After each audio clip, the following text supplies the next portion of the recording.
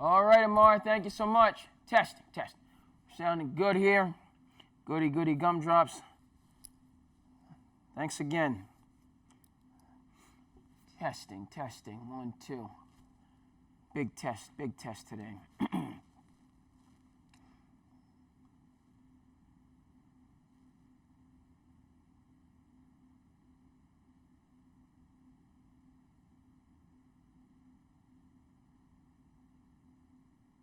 Welcome to Sand City Sports. I am your host, the Cape Cod Kid, artist formerly known as Andre King, and we are back again to bring you all the sports and current events news stories that you need to know.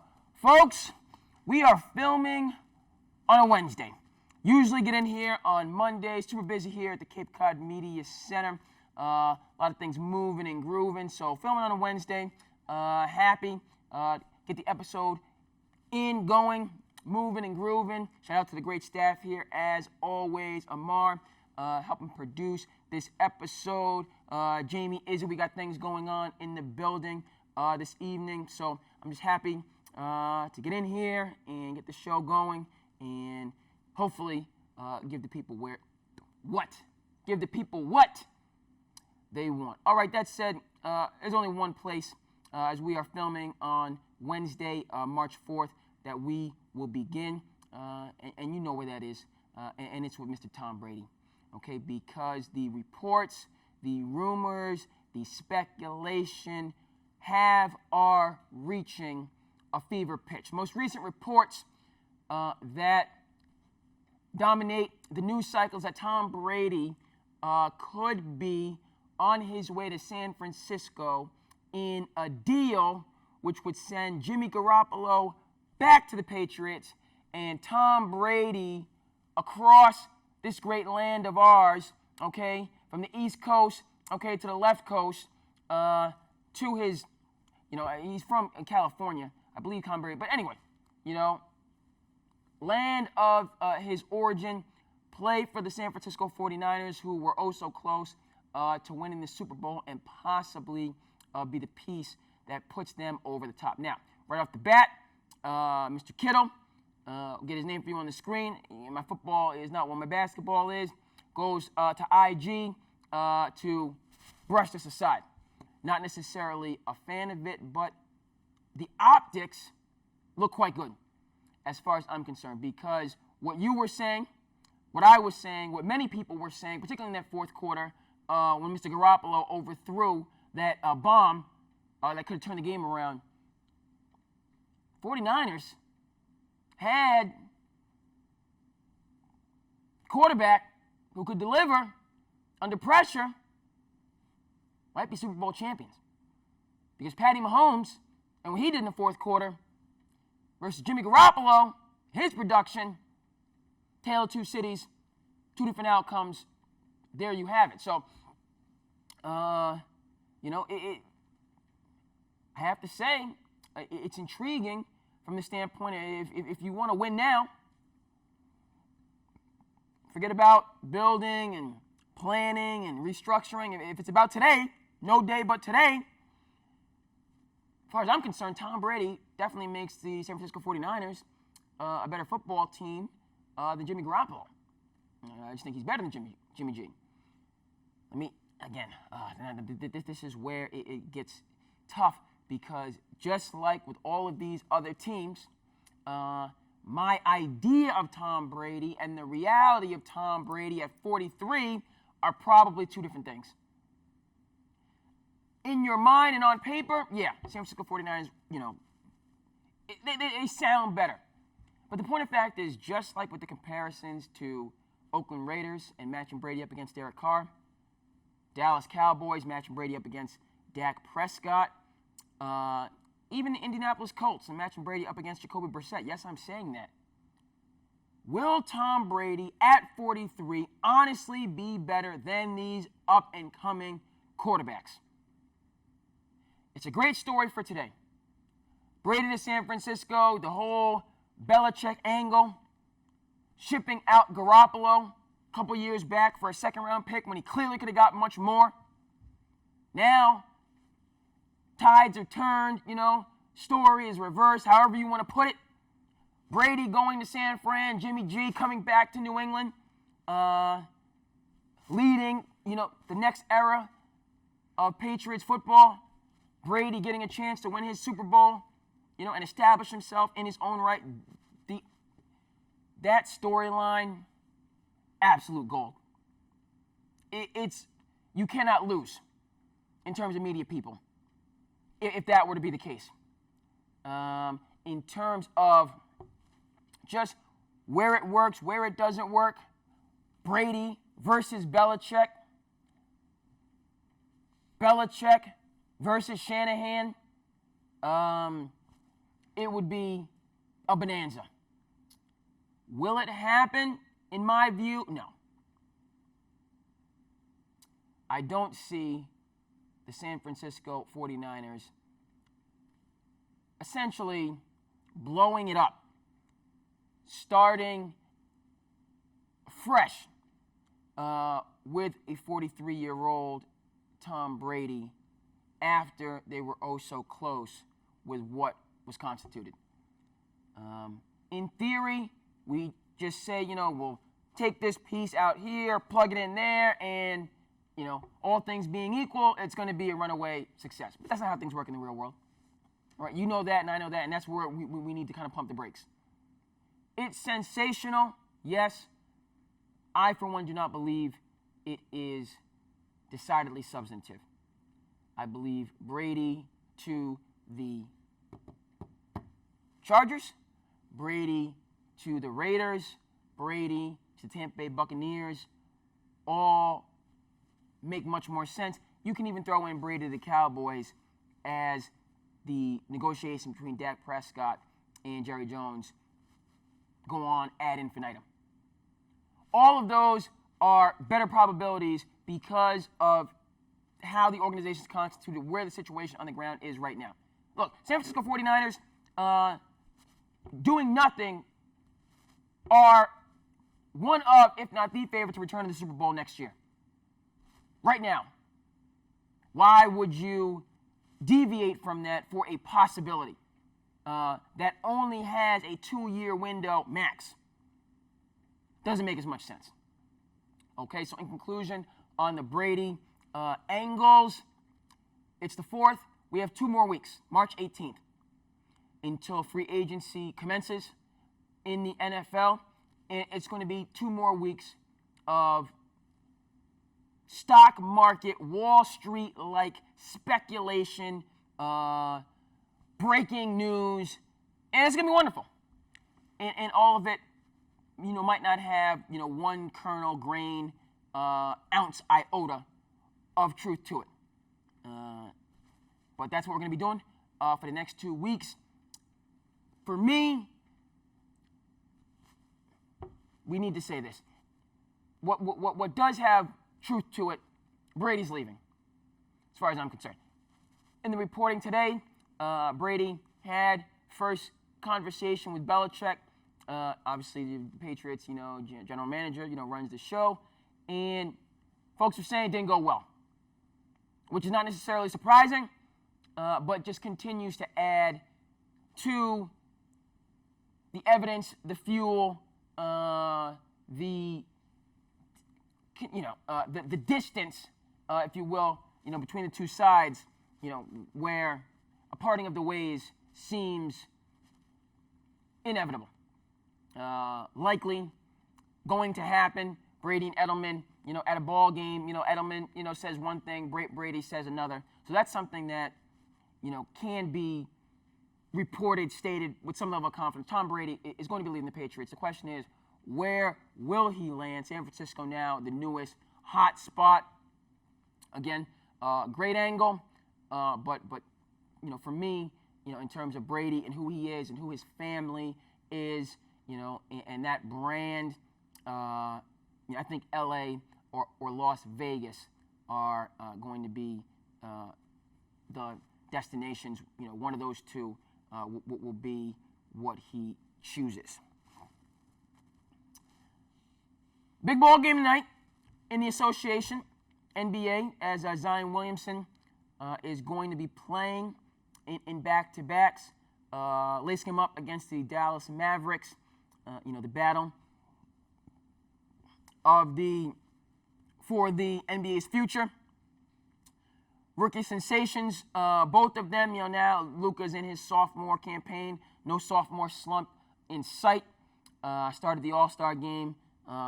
Really could be, all NBA first team.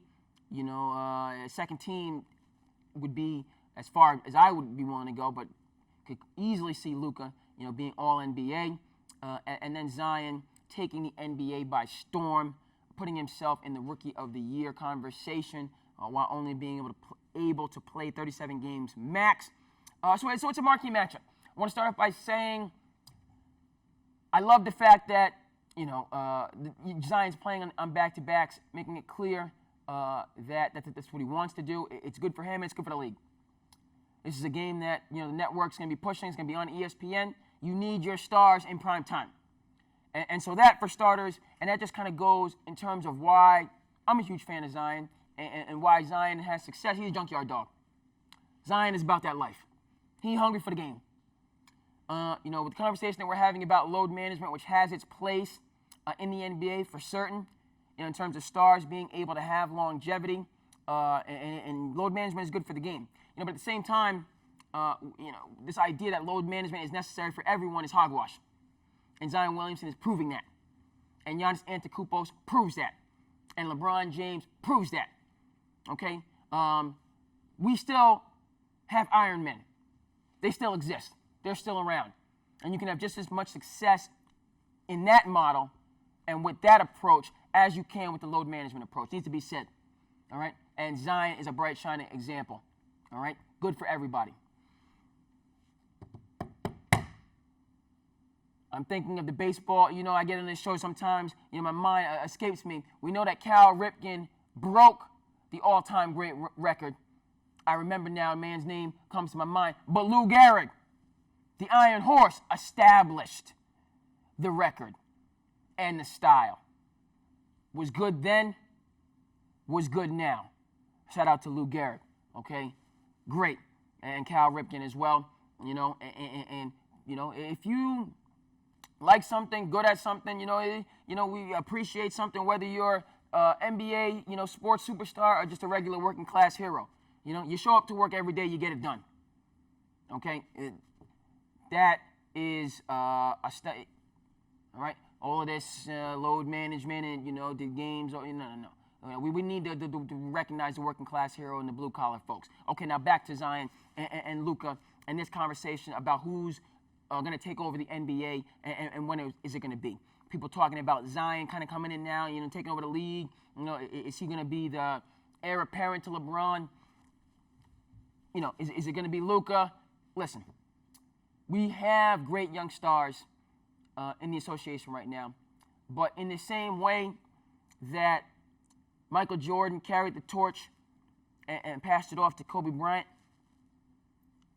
and then Kobe Bryant carried the torch and passed it off to LeBron James. LeBron James is still carrying the torch. But for me, as far as I'm concerned, when he's ready to pass it off, it's going to Mr. Antetokounmpo, your boy Giannis. That's how I see it. All right?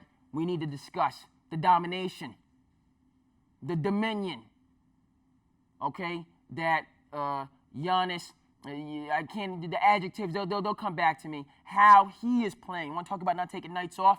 You want to talk about an enthusiasm for the game, all right? A passion that's just infectious for the game and for your craft, and their skill level that's just through the roof.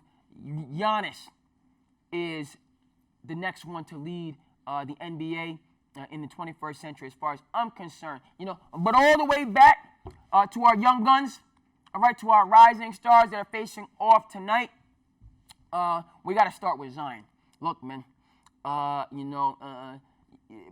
remember, never forget it, my roommate, DeMario Eddins, south side of Chicago, when I went to prep schools at Winchester, where am I going with this? I remember he told me, he said, don't talk about it, be about it. Don't talk that talk, walk that walk. people can say whatever they want about Zion Williamson, his body composition, how, his style is that. The third point of fact is the young man gets it done. Okay? 6'6", maybe 6'7", not, doesn't have great height for a guard or forward, frankly. 280, 290, he's carrying some extra LBs around. That's just, but the way that he plays in terms of, but this is going beyond the energy. I'm talking about efficiency with Zion, okay? And this NBA that we're talking about, where guys are shooting shots from basically half court on the regular, taking half court shots on the regular, where everything is about the three-point line, the bully ball that Zion Williamson plays is beautiful.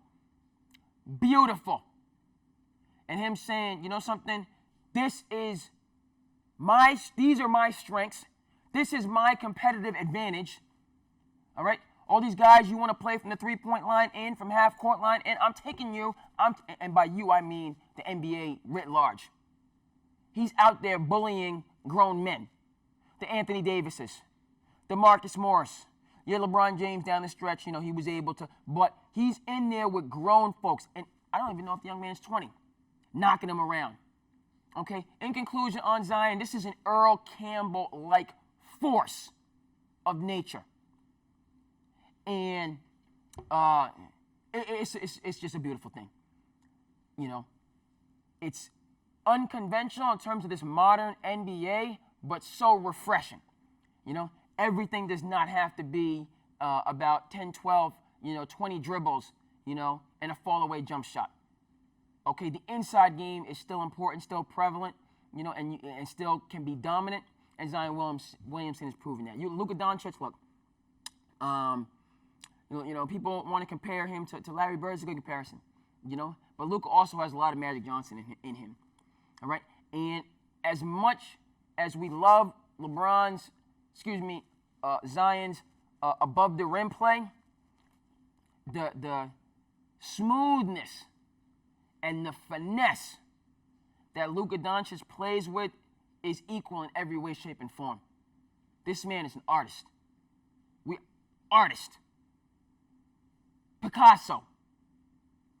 Rembrandt. I said it.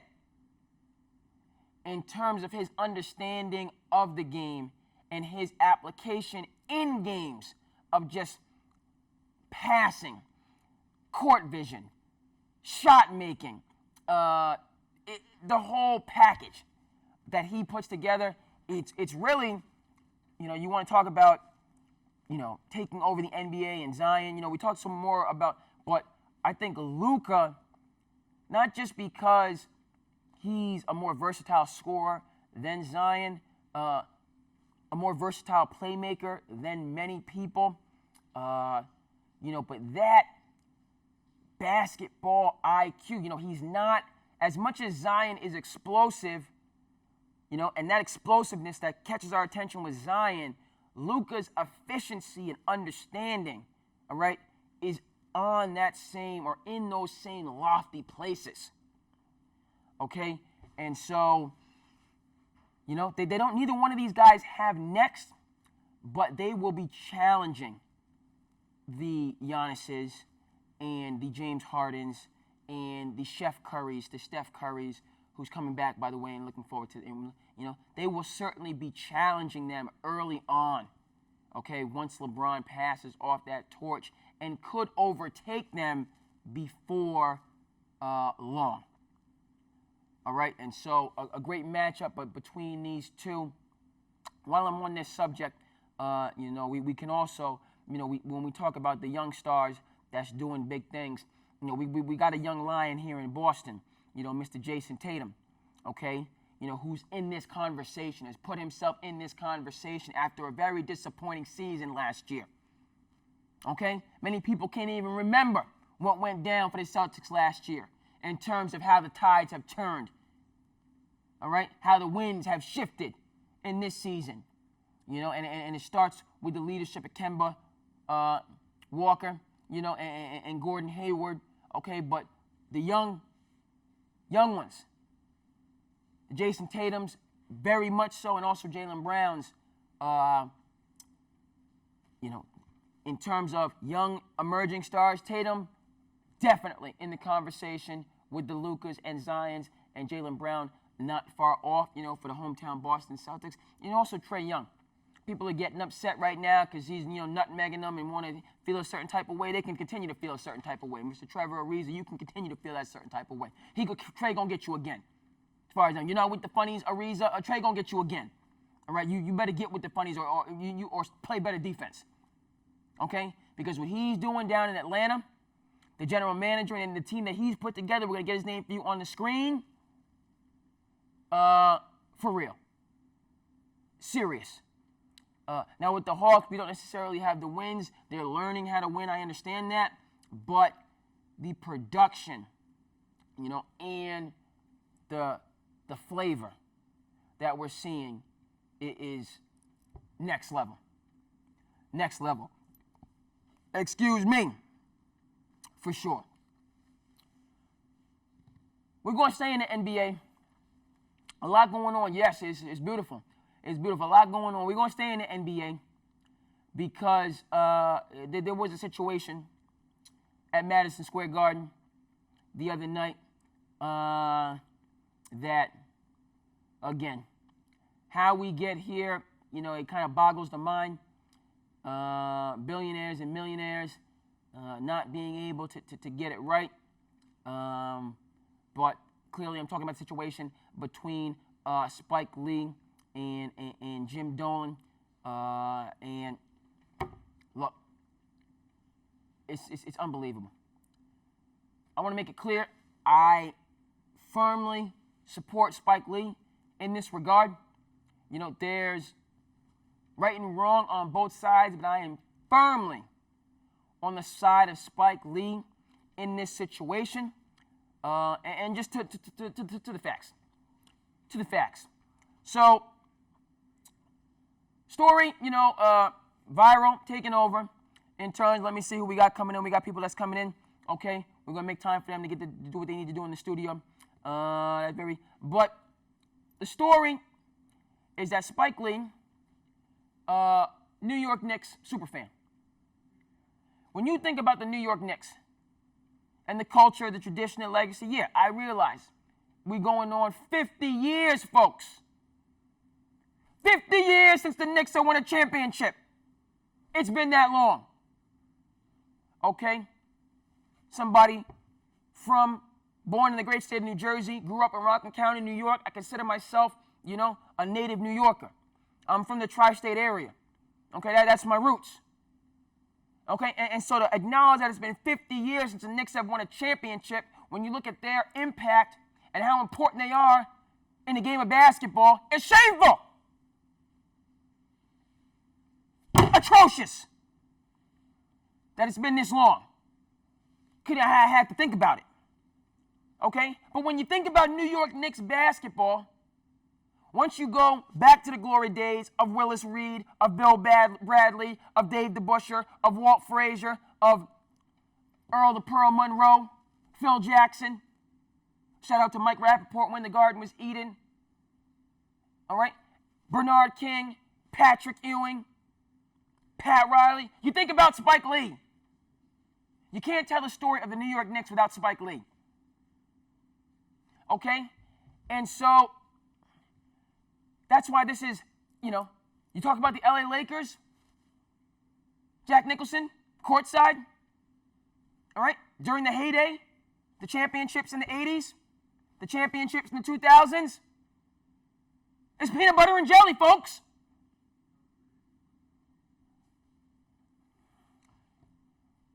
How we got here, okay? And so Spike Lee, New York royalty, he has, his way of doing things. Story breaks down like this. He enters through the, where Spike Lee enters the Garden, that is specifically for, by letter, media people, players, personnel, and staff. there's a VIP entrance for the people that sit in the front row. That's in a different place. But this is where Spike enters, the Garden. All right? By the letter of the law, it's for these categories: the media, the staff, and the players. Okay? But that's where Spike wants to enter. He's going where he wants to go, and Knicks personnel stops him. They're in the elevator. Knicks personnel stops him, says, "Mr. Lee," this is a true story, folks. I can't even believe it as I'm telling you. It's a true story. Media personnel stops him.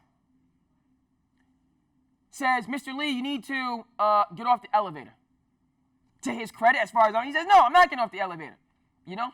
Then they go back and forth. They say, "Mr. Lee, you need to go in the correct." They wanted Spike Lee to leave the building, walk outside, walk to the and walk back inside. This is something. If it was me, if it was Joe Schmo, no problem. Never mind the fact that these are the people that are paying the tens of hundreds of thousands of dollars for these courtside seats. It just boggles my mind that you would treat some of your best customers, regardless of who they are, in this capacity. But they did it to Spike Lee. This is what they wanted to do. Spike Lee said, "Absolutely not." Elevator goes up. They go to the floor, where the Knicks are. More security. They double down in their original position. Spike Lee says, "Absolutely not again." Okay? And when you see the tape, I'm getting it loud, animated. He was loud, animated. I'm not using profanity. He was using profanity. All right? Tells him, if you're going to, you need to arrest, if you're going to do something, arrest me like, you did Charles Oakley. Security says, "No, something, we're not going to do that." They de-escalate. We're not going to do that. Spike Lee goes. He's sitting there. He's watching the game. This is where it goes all the way off the rails. Halftime. James Dolan, owner of the New York Knicks, comes up to Spike and says, "We need to talk." Spike says, "Talk about what?" He's like, "I wasn't notified. I've been coming in that entrance, since time immemorial. What's the issue?" "How we doing?" "Good, good." "You guys coming in?" "Not coming in." "Okay." We got people here doing what they're doing, folks. It's a busy place. We got to make sure everyone has access to the facilities. Make sure everyone has access. Okay, it is what it is. Cape Cod Media Center, we're busy, and we the whole community doing what they need to do. Okay, back to Spike Lee. Okay, so it's halftime. James Dolan comes up to him, says, "We need to talk." Spike says, "Talk about what?" These are two New Yorkers. This is, if you're a native New Yorker, this is how you talk. Lots of people say, Andre, you're animated, you're kind of enthusiastic. Yeah, I'm a native New York, I come from New York. I come from the tri-state. This is how we communicate, people. All right? It's just the way it is. See any of Martin Scorsese's great films. Okay? It is the way it is. So two New Yorkers are talking. James Dolan says, "I need to talk to you." Spike says, "Talk about what? What do you need to talk to me about? What's the problem?" He says, "I've been doing this for years. What's the problem?" And then it ends with James Dolan saying, "Look, now you know." Walks away. So they had a standoff. There was a standoff between the two. James Dolan, obviously, billionaire, inherited the team, has owned the team. The Knicks are one of the top 5 most profitable franchises in the world. With all of their lack of success, so James Dolan's a pretty good businessman, and you already know who Spike Lee is. Never mind the Academy Award that was long overdue that he just won. Take a look at this man's filmography. One of the great directors of our time, all time. Period. End of story. It's not even debatable. Billionaires, millionaires, okay? Had a standoff, couldn't be resolved. Okay? Spike said he was going to try to calm down, let it, see if it can, both sides are worked up. Then the Knicks put out this statement in terms of how they saw the event and how it happened. And at that point in time, Spike Lee said, this representation is so far off, I'm going public. Went on First Take yesterday and came out with his side of the story. Okay. I made it clear that I stand with Spike Lee. Let me clarify that and just say this. Look, okay, there's wrong on both sides. This is really a situation whereas, both people could have given. There could have been a little bit of compromise. I want to make that clear. I'm not out here demonizing James Dolan. That's what I'm doing. All right? James Dolan, he has his position. I understand and respect his position. Okay? I understand it. I respect it. I think it's absolutely preposterous that he would take this view, this stance, but he has a right. It's his team, all right? If something is yours, you have a right to run it how you want to run it. So that's the way Jim Dolan wants to do business. I respect his right to do business the way he wants to do business. Okay, fine. Spike Lee on the other side, I completely understand. Okay? In terms of who he is and what he represents to that organization, to allow him this minor courtesy, I don't see an issue. I don't see an issue. You know, if Ben Affleck, Matt Damon, Casey Affleck, this is the Cape Cod Media Center, we're in Dennis, Massachusetts. These guys are all from the Boston area. If they wanted to do an event at the Cape Cod Media Center, okay, that's the equivalent of the Cape Cod Media Center. You know something? No, you can't do this event here at our community media center unless you follow these guidelines and regulations. As opposed to saying, you know something? These great stars, you know, towering figures in the film and media industry, yes, we want to make every gesture, overture, to make sure that they feel welcome, they feel comfortable, and they can come here to the Cape Cod Media Center and we can have a great event. Versus saying, my way or the highway. All right? In conclusion, I've gone on about this. It is what it is. All right? Dolan has his position. Spike Lee has his position. Here's how I feel that it's going to work for the Knicks going forward. James Dolan just fired his president of basketball operations, brought in a whole new team, Leon Rose, Worldwide West, others. They're talking about building a new culture, a new approach, so that the Knicks can leave the basement where they've been for decades and return to relevance, not just in the Northeast, but in the NBA writ large. He made all these bold moves less than a month ago, trying to turn things around. And then this happens. He takes a hard line with one of his most important ambassadors. The Knicks are done. Finished. Okay? Going forward. That's how I feel about it. They can continue to be an incredibly profitable sports franchise for the NBA and for, you know, James Dolan and his family. But in terms of their success on the basketball court, as long as he is the owner, as many people have said, it's done. Finito, it's over. Many people have said it. You know, I was hopeful when this, you know, new transition was made. I felt that, you know, bringing in the super agent and their vision could work, okay? But one step forward, in this case, 10 steps backwards, they're done. And all because your foremost ambassador did not abide by the letter of the law. Moving on, a couple things we need to touch on going forward before we get out of here. I'm gonna stay with basketball because we have the March Madness coming up. The season for the Madness is here, and that's a beautiful thing.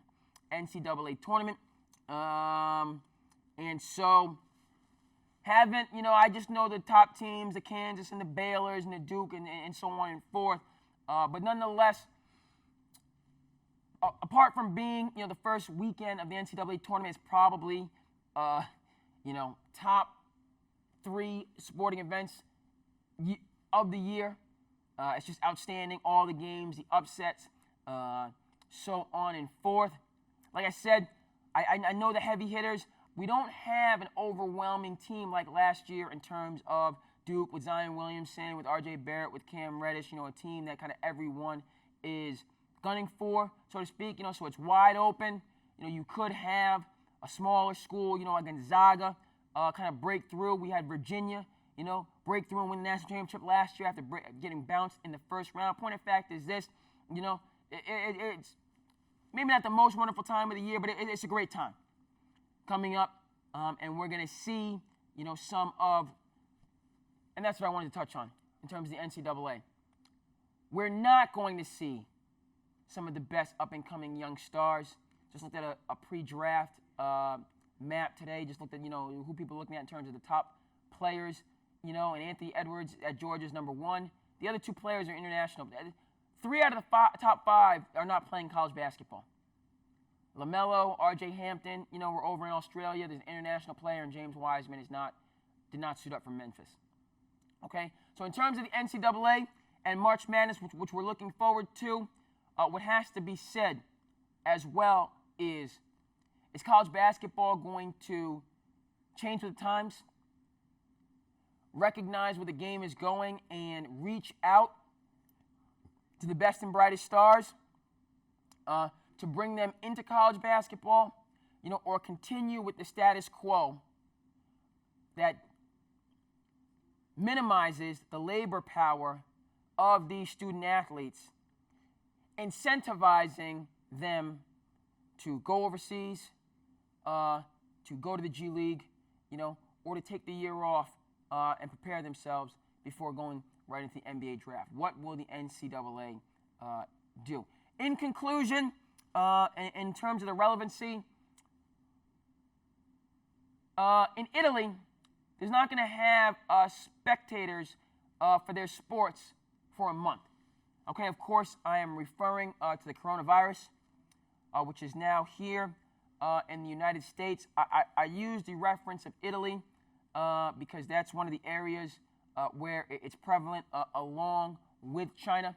The fact that there's serious talk about canceling the 2020 Olympics in Tokyo in relation to the coronavirus, and then back here, what we saw yesterday, Chicago State, Division I NCAA school, canceled 2 of its games for its men's and women's basketball program, where they were to match up with teams from Seattle and also Utah in relation, again, to the coronavirus and, the precautions that I feel are justified.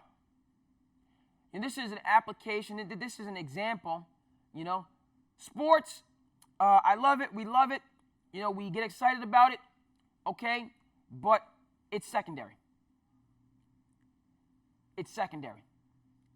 It should be a supplement to our primary life and our primary responsibilities, but, even if you're on the professional level, it never usurps, okay, yourself, your family, okay, beliefs, goals, on and on and on. It's a supplement to that. And so what we're seeing with the coronavirus and how it is impacting the world of sports and our overall society is that, we're going to be looking at cancellation of events. And it's something that is, it's correct. It's appropriate. It's necessary. Okay, because the science on the coronavirus lets us know that, although it is not as potent as swine flu and as certainly as Ebola, where we had, a pandemic situation in the Obama administration, because it's new and because we have not built up, our immune system. Obviously, I'm not a doctor. I don't care if I stayed at the Holiday Express, so I'm not going to go too deep into it,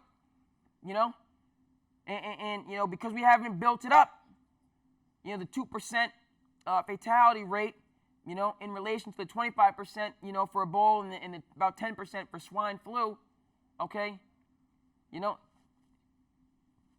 keep that in perspective, but also because it is new, we don't have the defenses in terms of, individual immune system and then in terms of a cure overall, like we do for these other varieties of influenza. These precautions that we're seeing in the world of sports and our society overall are necessary. And the responses by many communities in terms of getting the science and the word out, so that we have, the right precautions, without going into a state of panic, I think are appropriate, and show true leadership. True leadership. Folks, that's going to do it. Go ahead and comment, like, and subscribe as you feel the need. I am your host, the Cape Cod Kid. artist formerly known as Andre King. We want to thank you from the bottom of our hearts for tuning in to Sand City Sports, and we will see you here back again the next time.